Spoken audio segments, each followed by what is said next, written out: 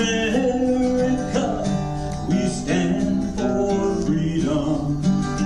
Though freedom is never really free, we yearn and strive for valor, protecting our liberty.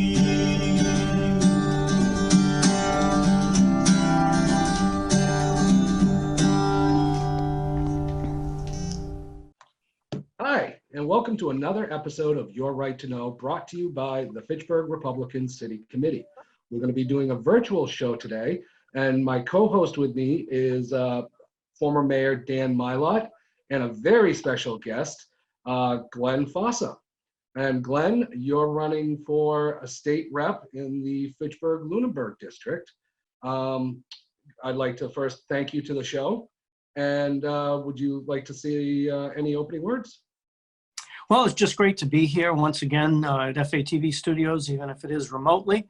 And a special thanks and shout out to Nate Glenny, who's done an incredible job of taking over during this this time. But more importantly, we believe we can bring something to the 3rd Worcester District, and that was partly the reason for this run.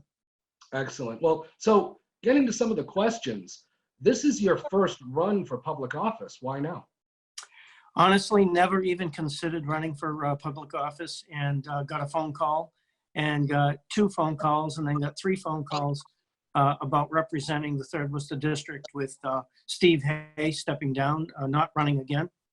And I discussed it with the family and we decided to run.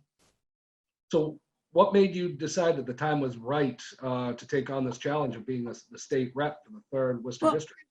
Critical issues. I think we're at a critical time in our government, whether it's at the national, state, or local level. But more importantly, I think we've got some synergy going on right now in Fitchburg with the State House. And I'd like to bring that experience and energy to Boston for the voter. Excellent. So you had a really diverse career. Most notably, you're now a retired member of the Fitchburg PD. What have you learned throughout your professional life that makes you believe that you can be the best representative for the people of the 3rd Worcester District? Yeah, and that's something that we've mentioned in the campaign, is that in the line of work that I was in, there wasn't really a lot of time to debate, a lot of time to go over hundreds of options. Honestly, you only oftentimes have 1, 2, or 3 options available to you to solve a problem and get a solution.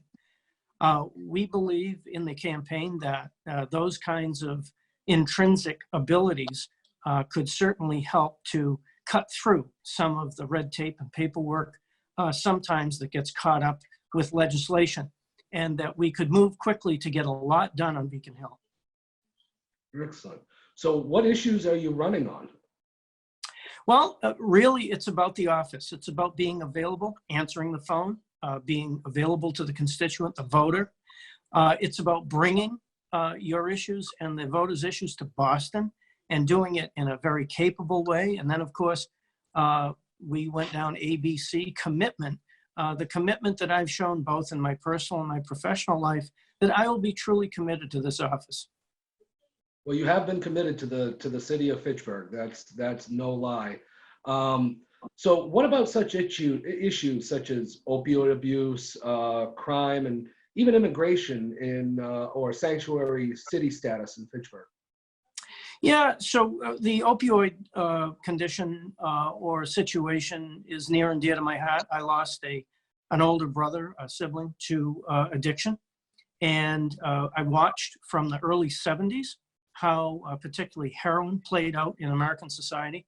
I think there were some missed opportunities along the way, old enough to remember that, but young enough to be hurt by it. And I think that at the state level, we've done a good job of addressing it. I do want to regress for just a second that myself and a nurse from the Clinton Hospital brought the option of Suboxone as opposed to methadone as a treatment to the North Worcester County area when I served on the Montechusett Addiction Council as vice president, and uniquely qualified, of course, by seeing the scourge of drugs on the street level. more importantly, we have to call it what it is. I once wrote a speech for a sitting chief of police some time ago, and I called drugs poison, those who peddle their poison on the street. Well, we stripped that out of the speech, but I notice it's coming back. And truly, we really, really need to consider what this devastation how the devastation injures families, not just the individual who may be addicted. And, On the, you had another question too, Andrew, and I'm sorry. No I'll pick problem. that up. Okay, so what have you, some of these are the same issues that you may have faced as a law enforcement officer in Fitchburg. Would you not agree? Yeah, so, you know, once again, we believe that this particular campaign, my office, is uniquely qualified and positioned to respond quickly and respond to being the liaison. Remember, I spent some time as a police supervisor. You're always the liaison between management and the line officers, the staff.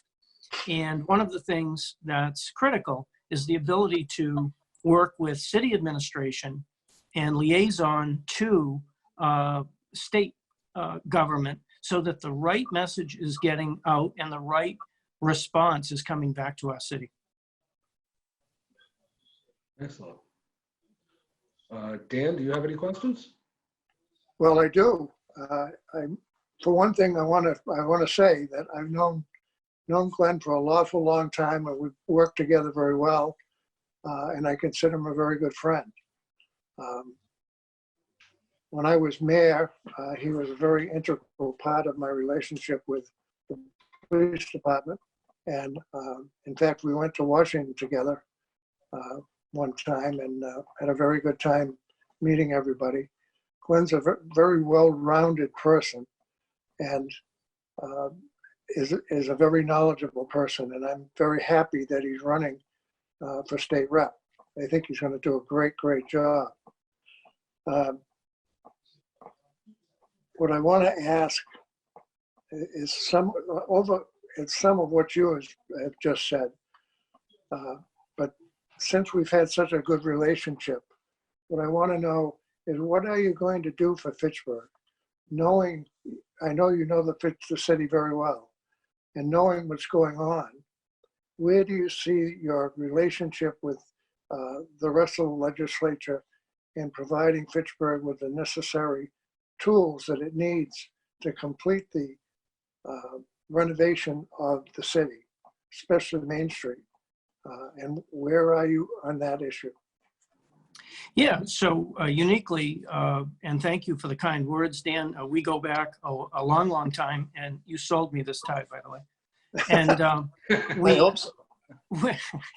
And we do have a unique experience, both watching Main Street from the time I graduated high school in 1978, and its peaks and its valleys as far as its economic travel through the last few decades. And we're uniquely positioned now as a city. The administration's done a good job of getting upwards of $52 million in downtown investment, being the former vice president of Pride, the Downtown Business Network, and seeing some of the improvements, or at least some of the suggestions to improving downtown Main Street. This is critical. It's critical that the State University, as a big investor downtown, that the city itself as an investor downtown, capitalizes on this investment in making it friendly for business to come. That may include state incentives that are available at the legislative level. And, you know, we have to admit right now, things are going to be tough as to what was planned and what may have to change with the response to COVID. This will have lasting effects 8 to 18 months out, and that we need to ensure at the State House in Boston that whatever was planned to do is protected, because this is critical to downtown Fitchburg. You're absolutely right about that. It's going to be extremely important that we have a good relationship with everyone in Boston to make sure that we get the necessary tools that we need to not only grow, but also to protect our citizens. That's right, Dan. And there's just no candy coating it. I feel that we do have an ability to bridge over to what might be partisan sides and to make sure that monies, particularly for Fitchburg and Lunenburg Precinct B, are addressing the needs of this community. I did see some legislation, doing some research as I traveled along being a candidate. Some of those things were important to communities, maybe not all communities. So it's very important that we're represented at the State House in Boston, because our community has its unique needs and those need to be met. Yeah, no question about it. And I think you'll do a great job. But I want you to blow your own horn for a little bit.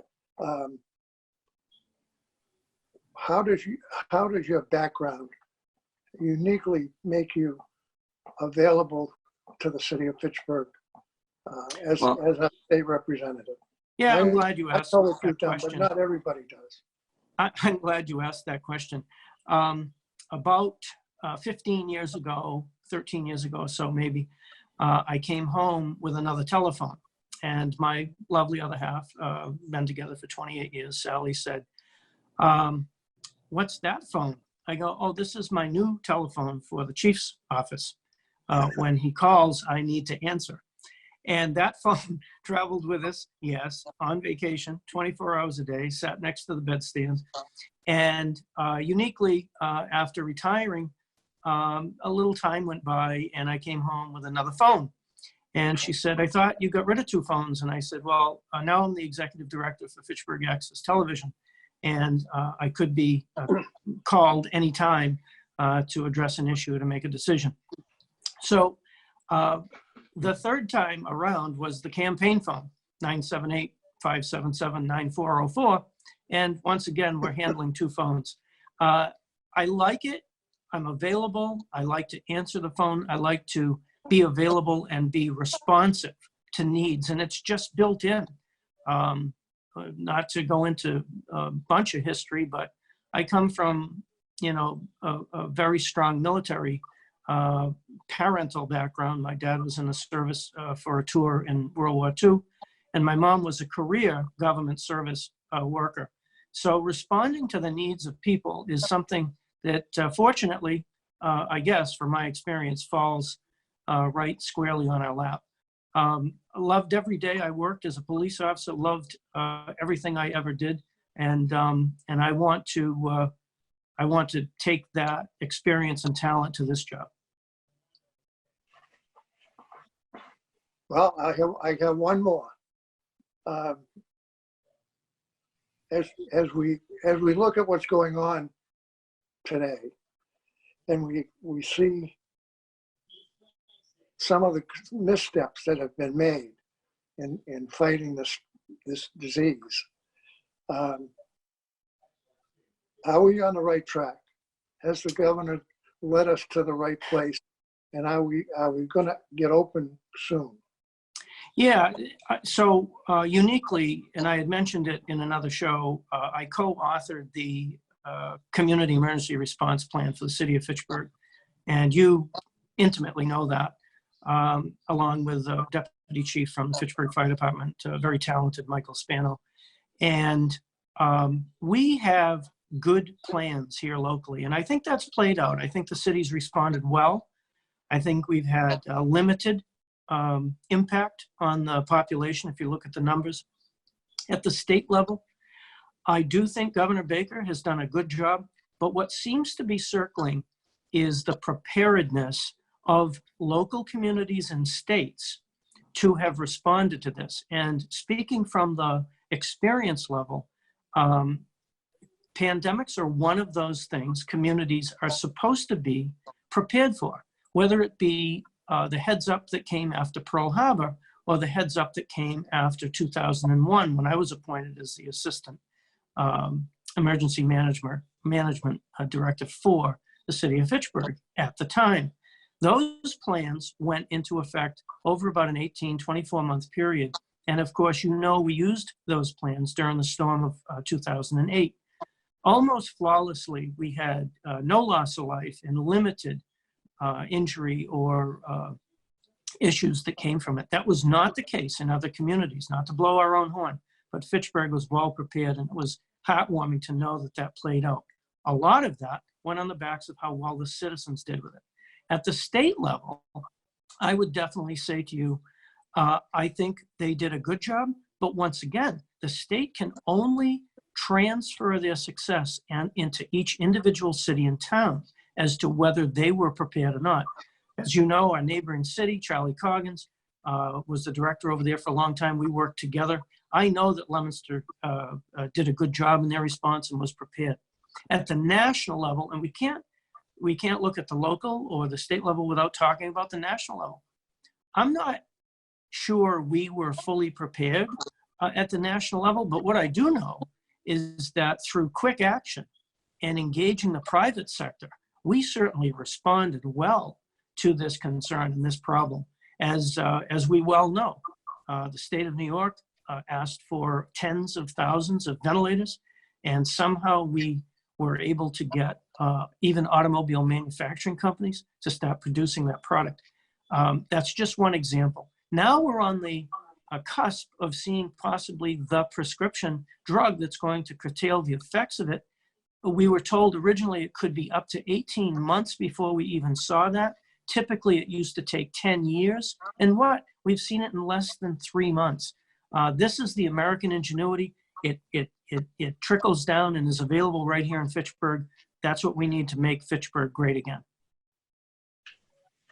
Thanks, Ron. You're going to do a great job as state rep. I'm looking forward to seeing you down in Boston. Thank you, Dan. So can you discuss working as a state representative of Boston, serving as a Republican? And let's face it, it's a very partisan state house. What do you foresee as some of the biggest hurdles when going to the map for your district? Yeah, so I can't do much about someone who, and I do equate this to a certain level of prejudice. If we're going to just be partisan, we certainly can do that. Personally, I witnessed it, but it wasn't since junior high school that I witnessed that kind of partisanship. So I'm going to take liberty here. I said early on, I wasn't running against Mike Kushmerek. I was giving the voter the option of having some experience with government, some commitment to the community, move to Boston to do their work. And uniquely, I was educated in Boston. I actually do know my way around and know where to park cheap.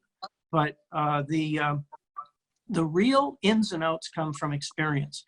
Other legislators, I think that in the past may have looked at Fitchburg differently, may have looked at us as an entity that could be sort of ignored.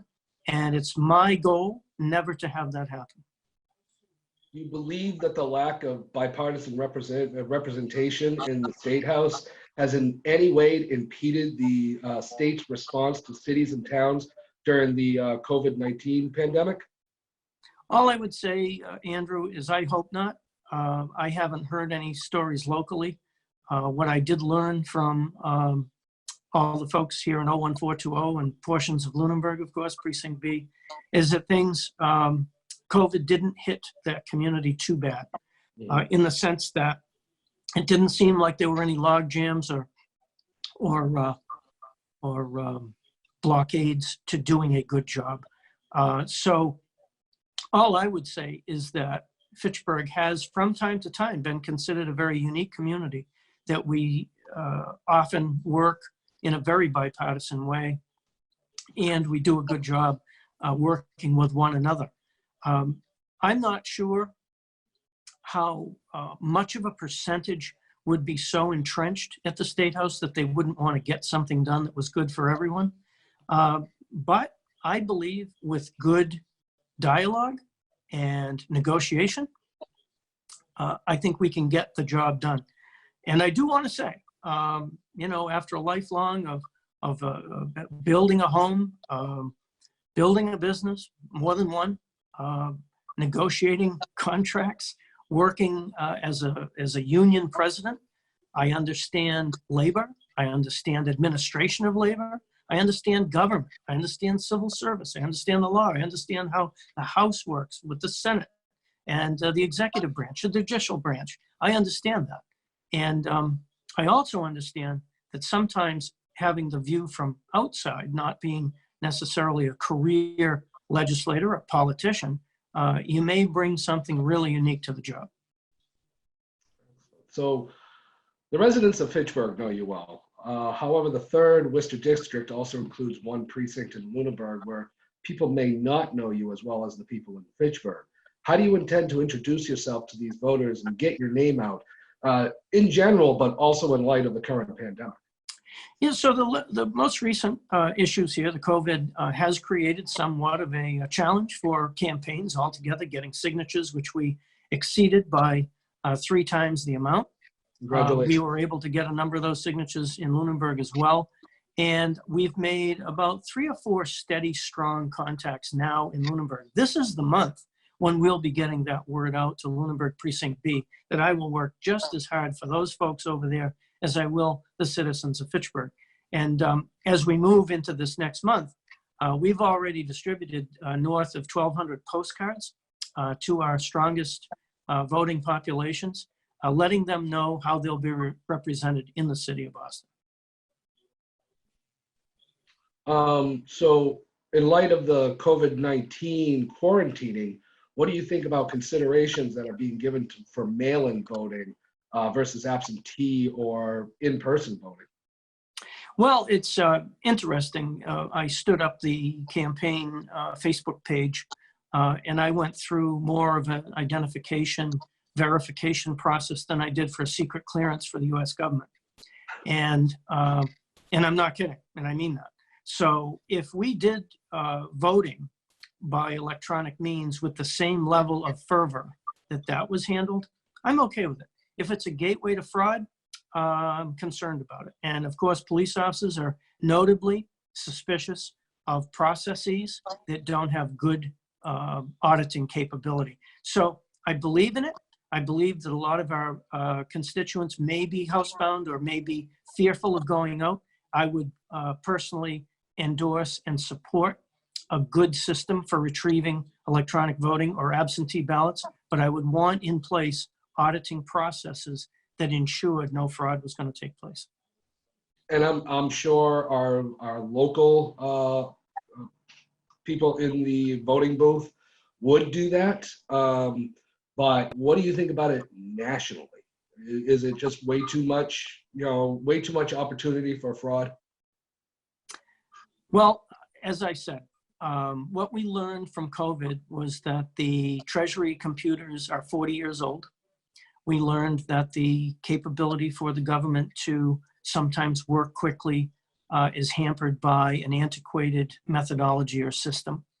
And I would be very concerned at the national level that we were capable of pulling it off. I think it's definitely something to be explored. I would rather see hand-delivered ballots mailed with verification than the likelihood or possibility that even an international organization could interfere with an electronic voting system. Excellent. Well, I hate to say this, gentlemen, but we are actually running pretty short on time. Glenn, I'm going to give you the last few minutes to go ahead and reach out to the voters of Fitchburg and Lunenburg and our viewers to give them your message and any way to contact you if they want to make a donation or if they want to support you in any way. So you have the floor, Mr. Fossa. Well, thank you, Andrew. And I'm honored and humbled that I'm being interviewed by not only a mayoral candidate, but a former mayor who represented the city well. It's about availability and it's accessibility. And it's a whole career and lifetime of being exactly that. And it's about bringing the issues to Boston, a place that I'm not only familiar with, but comfortable with. And then it's the commitment, the proven commitment, whether it's my wonderful 2 adult sons or the very home I live in for the last 28 years. And it's not me versus they, and it's not me versus he. In this particular case, it's a choice of the voter for someone who has proven their commitment, their ability to get things done, and their availability when they need something. Excellent. And how can anybody contact you or volunteer or even make a donation? What would they do? So there's been a lot of groundwork. We have votefossa.com. That's votefossa.com is the website. We are on Facebook, Campaign to Elect Glenn Fossa on the Facebook page. All they have to do is look me up. And then our dedicated campaign phone is 978-577-9404. And I got to tell you, Andrew, early on, I looked for a lot of the signals and the things that were telling me I was doing the right thing. The last three numbers of the random phone number that we got for the campaign, 404, was my homeroom at Fitchburg High School. So really thrilled to have that. And if someone's trying to call me now, just be aware that we're doing this television show on that phone right now. So special thanks to FATV, special thanks to Nate Glenny. Nate and I were neighbors for many, many years. He's a little bit younger than I am, so we didn't always cross personal paths, but we certainly have professionally. And I can't say enough about Fitchburg and how much fun it will be to work for the people of Fitchburg once again. Excellent. Thank you very much for coming on the show, Glenn. And Dan, thank you for co-hosting this. In light of the pandemic, Your Right to Know has gone virtual, and this is the end of the show. I want to thank everybody for watching this evening, and please stay safe, wear your mask, and just practice social distancing. It's the only way we're going to get through all this. And remember that GOP stands for growth, opportunity, and prosperity for all people. And I want to thank you for tuning in tonight, and hopefully we can get through this pandemic soon. Thank you, and have a good evening.